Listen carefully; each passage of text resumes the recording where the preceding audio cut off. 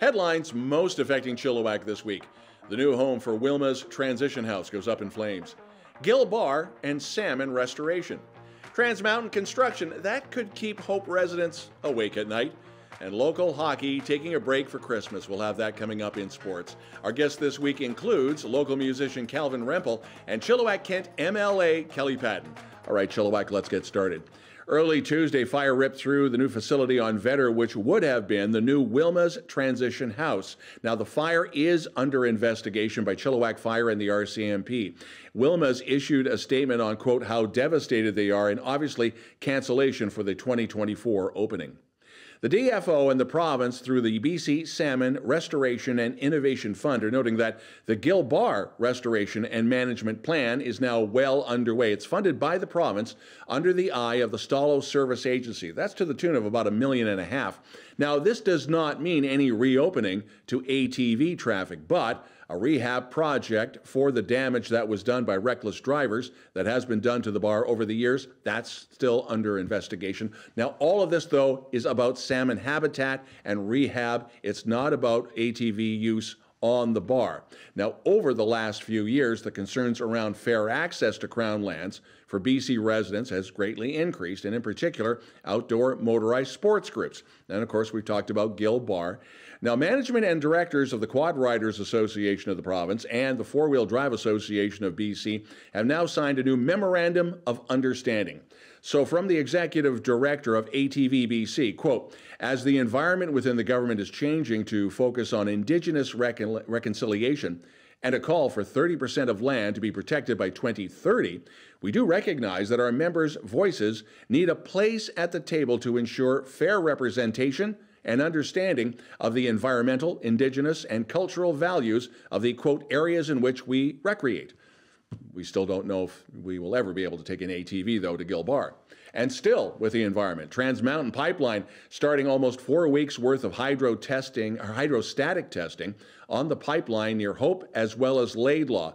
This is to ensure there are no leaks, but the testing is going to be 24/7, so it could be kind of noisy in the wee hours of the morning.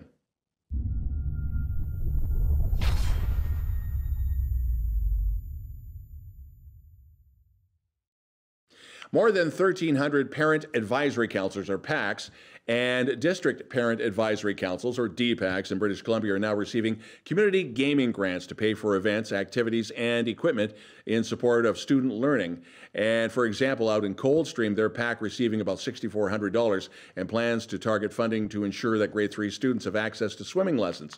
This coming from $11 million in funding for parent advisory councils throughout the province and, of course, including the Fraser Valley.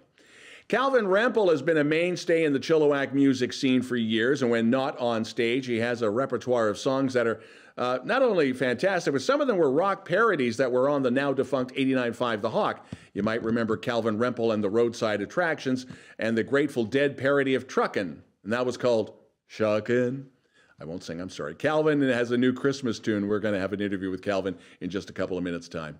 This past week, Imagine High presenting the Wiggles Christmas Tribute Show. And yes, there are performances for the general public as well as parents at Imagine High.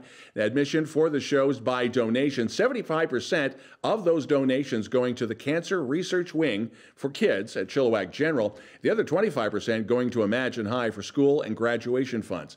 Imagine students are now planning another Wiggles-style show, but that'll be in the summer of 2024. Coming up, our interview with Calvin Rempel, and then a look at sports.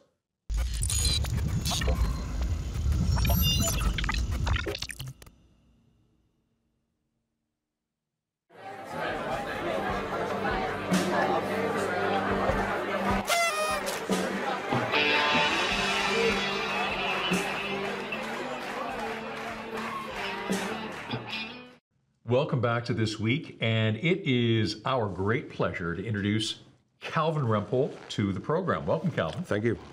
Now, Calvin, you're in a band. What's the name of the band? Calvin Rempel Band. You call yourself that? Is that just easier to remember, right? The name of the band. Well, the trick is I got to hire a band every time I go out and do a show. But it's Calvin Rempel.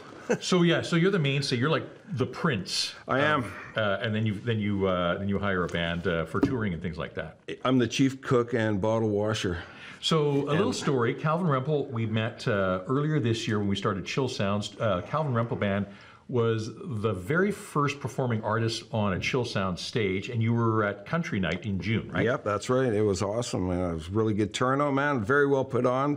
Yeah. Thank you. Well, and you were and wonderful. It was an awesome night. And that's where we met. And then you reached out and you said, I got a Christmas song. And then you sent me a link to it. And I went, this is unbelievable. I loved it. I said, I want you on our program this week just to talk a little bit about what inspired you to write that. And what's the name of the tune? Song's called Christmas Tonight. And what inspired me, well, short story, I already had a song that I was going to record, got together with a friend of mine, Keith Martin, of the legendary Lounge Hounds here in Chilliwack.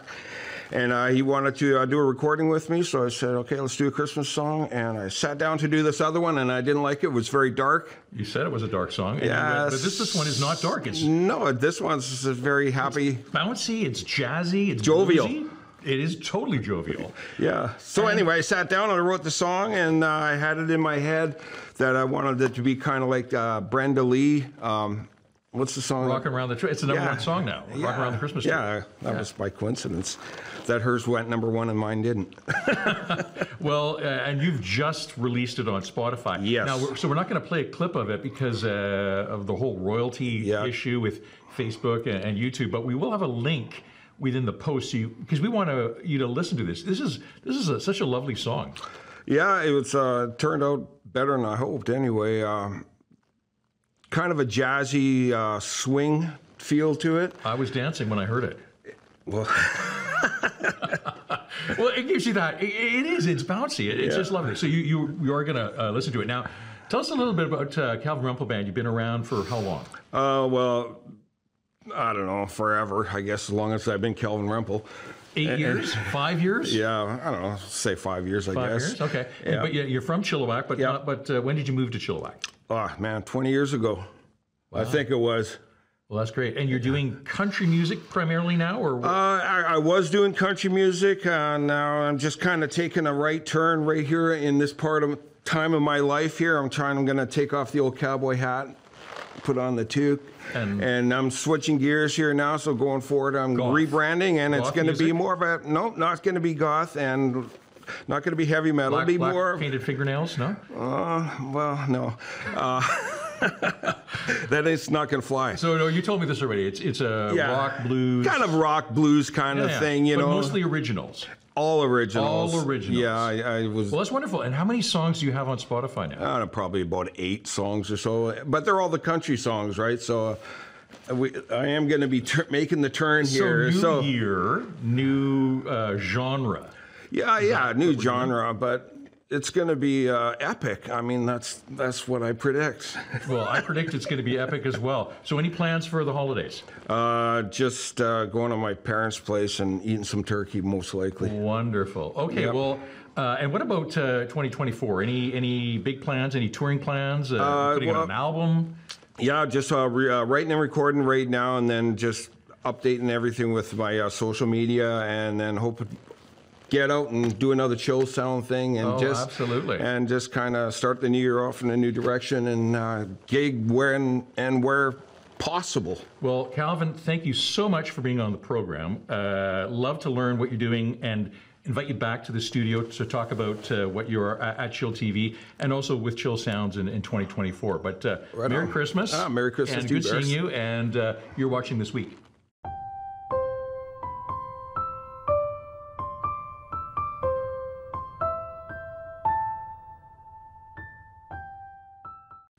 This week continues with Chilliwack-Kent MLA Kelli Paddon reviewing what was an incredibly busy year, let alone a busy fall for you and for Dan Coulter and for everybody in Victoria. For you, the highlights. You got some notes. Some of the things that came up in this session, you had your eye on these, and you were very happy that this got through. What were some of the highlights for you? Oh, I have notes because we did so much this fall. And so I know we're getting a lot of questions in the office about different pieces of legislation. For me, one of the highlights was the Crime Victim Assistance Act. We expanded victims who can get support. We changed some of the rules that were getting in the way of really supporting people who are victims of crime, and we know predominantly a lot of that was gender-based violence. So that was a really big highlight. We brought forward, you've probably heard it all over the news, a lot of housing legislation, which I think is really critical. Just a couple of days ago, we saw that the homeless numbers in Chilliwack really were record numbers. But Minister Ravi Kahlon, Minister for Housing, and Premier Eby really have put their minds to how can we do this differently? How can we really help people? So from everything from, ending short-term rentals in the way that they're done. There's still ways to do short-term rentals in a way that doesn't take homes away from people. Also increasing housing around transit and new ways of streamlining and eliminating red tape for municipalities so that we can have multi-unit dwellings in our communities where that's appropriate. That is and you mentioned the two words that drive people crazy is the red tape, that procedure. So that's a huge thing.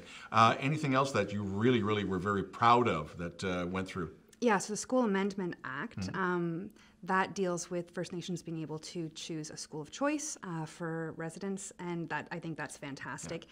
We also had zero emissions vehicle, talking about the standards, and we're moving towards zero emission vehicles and what that looks like timeline wise. So a lot of detail there. There was a breadth of legislation really, and so if anyone has any questions, if they want the full recap, my office is happy to share it as well. One of the things I'm really proud of, and it happened right after session, is I'm also serve as BC's Parliamentary Secretary for Gender Equity, and I was able to join Minister Conroy, and we released BC's Gender-Based Violence Action Plan, and announced our agreement with the federal government for huge infusion of funds to help end gender-based violence right here in BC. Yeah, and we won't get into SOGI today, but it's unfortunately the two of them seem to have been merged in some corners, but that's for another discussion. What else were you very, very happy about? Yeah, there's a lot of different things. Like I said, the Police Amendment Act also, Minister Farnworth, that got a lot of attention. Maybe less so here in Chilliwack. As opposed to Surrey? Yeah. And then like I said, we've been working on the International Credentials Act. So this is very exciting. There will be, again, the red tape, again, the importance of eliminating it. We know that our workforce, we need more people, we need, more healthcare workers, we need more skilled workers.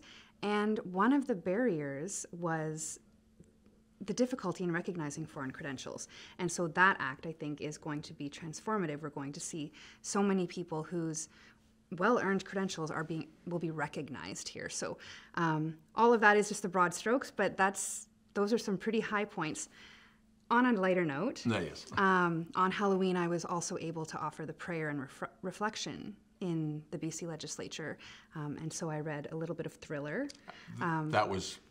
It was gold, Jerry. It was gold. And that was a request right here from Chilliwack-Kent. So, yeah. Can we say who was that request from? Well, let's leave it a mystery. Oh, okay. Yeah. Mystery thriller. Okay, got it. Anything else that came up that really sparked interest and you were very proud of? Yeah, I think that one of the very interesting things that came up during all of the legislation that we passed was the dynamics in the chamber have changed dramatically. So we have the BC United Party, we have the BC Conservative Party, we have the BC NDP and the Green Party. And watching a little bit of excitement, let's keep it positive, around changes in direction for some parties in deciding what they're going to support and what they're not going to support. So I'm not going to lie, the last couple of weeks there were lots of bells going off, lots of votes, and it was interesting to see who was voting in favor of what. So it was an exciting fall session. And you're being tactful here. Yeah, I mean, it was the last fall session before the election that will happen next fall. Yeah. So and next October, by the way. Yeah. are you getting the feeling that everyone is starting to politic now, or is that going to really ramp up after the new year or maybe by the spring? What's your gut feeling on that? I mean, some people are ramping up right now. Every day is, this job is what I get to do, and I'm really proud of that. I'm really honored to be able to do it. So I feel like I'm connecting with people every day, and that is how I politic. So aside from that, I did announce my intent to run, as did Pam Alexis and Megan Dykeman. And I know we're seeing announcements from other parties as well. So the politicking, I don't think ever really stops. But basically, we're going to see it. And my hope is that means that people will have lots of information when it's time to make their choice. MLA Kelli Paddon of Chilliwack-Kent, and your riding will be, I guess, massaged a little bit as that becomes Chilliwack-Cultus Lake again next October. Merry Christmas. Thanks for coming in. Merry Christmas. Thanks for having me. You're watching This Week.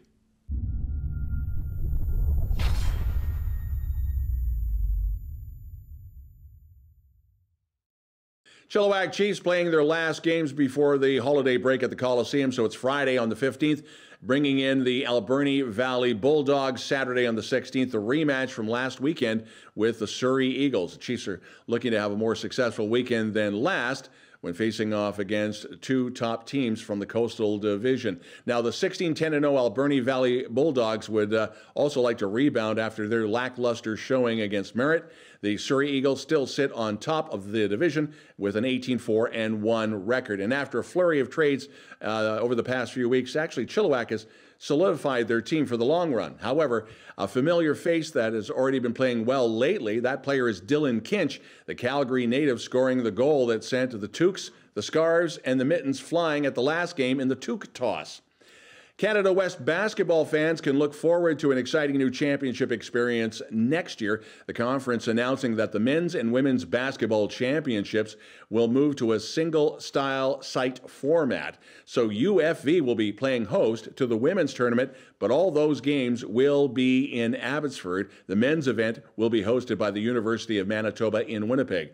The top 12 teams during the regular season will qualify for each championship, the top 4 finishers receiving an automatic bye into both the quarterfinals. Both the men's and women's championship tourneys will run from February the 21st to the 25th.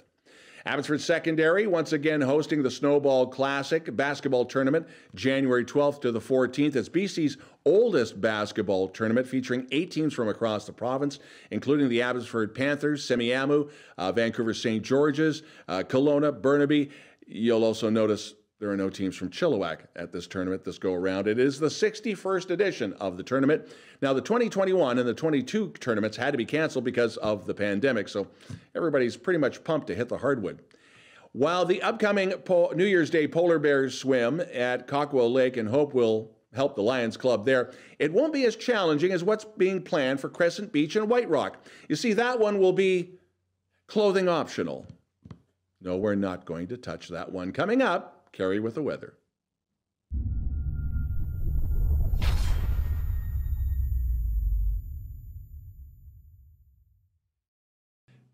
chillTV long weekend weather and the obvious, Cari, how are we looking for this Christmas long weekend? Well, Don, it does look like it's going to be pretty yucky weather next week, so it's a good thing that most things at Christmas time happen indoors. Look at that. It's going to be up to 9, so not even into double digits, and down to as low as 5. Pretty yucky weather for Christmas, but we'll all still be together and happy. Fun fact for the week, the December 31st date is actually going to be 123-123. Thanks and have a Merry Christmas. Thanks, Cari, and thank you for watching. If you have a local news story you'd like us to report on, send us a note to news@chilltv.ca. Thanks for watching. Have yourself a great Christmas long weekend. Merry Christmas. I'm Don Lehn.